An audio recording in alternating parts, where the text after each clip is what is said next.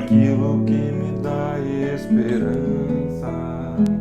Quero trazer à memória aquilo que me dá esperança.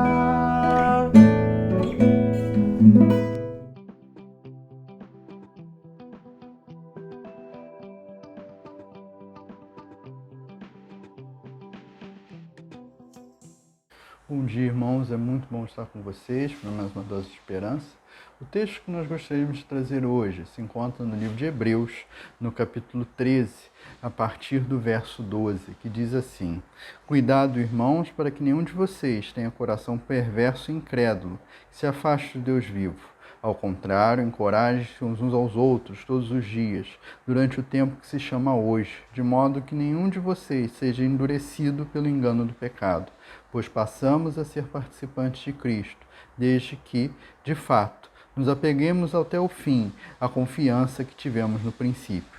Por isso é que se diz: se vocês ouvirem a sua voz, não endureçam o coração, como na rebelião. Irmãos, há várias metáforas, várias comparações, ilustrações do que seria a vida cristã. E uma delas é um percurso, um caminho, né?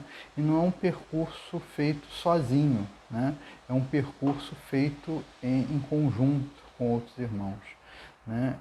Irmãos que nos ajudam, irmãos que nos orientam, irmãos que nos confortam, né? Que quando nós caímos, eles nos ajudam a levantar, que quando nós estamos cansados, eles nos suportam. Né? E da mesma forma nós suportamos e ajudamos uns aos outros. Né? Jesus aqui, o Senhor nos compara aqui, o autor de Hebreus, né?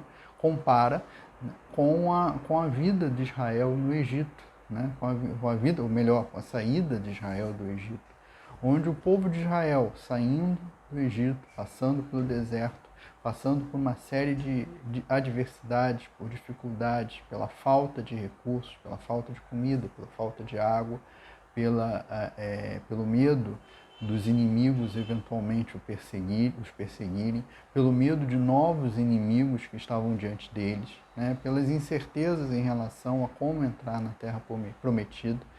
Diante disso, cada um se ajudava, cada um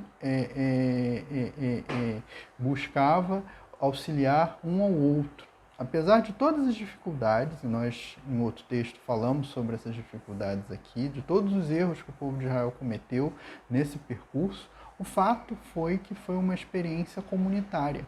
Né? A nossa vida com Deus é uma experiência individual, sim, mas uma experiência comunitária também.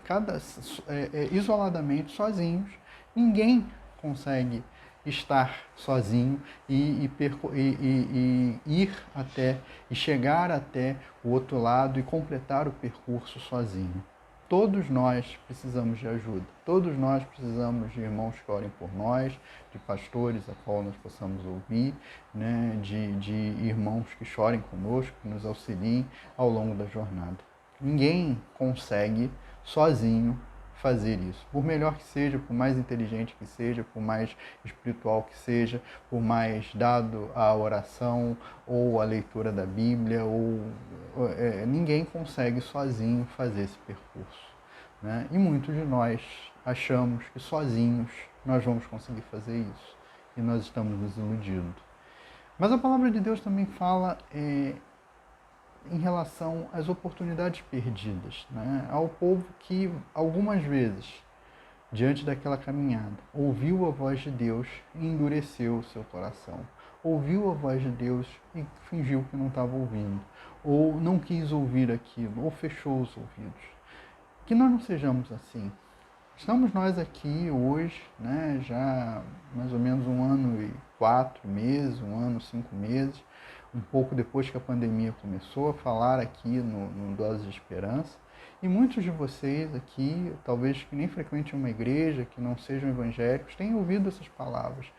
E é um momento, às vezes, de pensar, né, se Deus não está falando com você hoje, né, de ir buscá-lo, em segui-lo, né, e é algo que nós aqui na nossa igreja temos tentado, né, e ajudar você, caso você queira, caso você sinta esse desejo, a continuar seguindo conosco, a seguir conosco essa caminhada com Deus.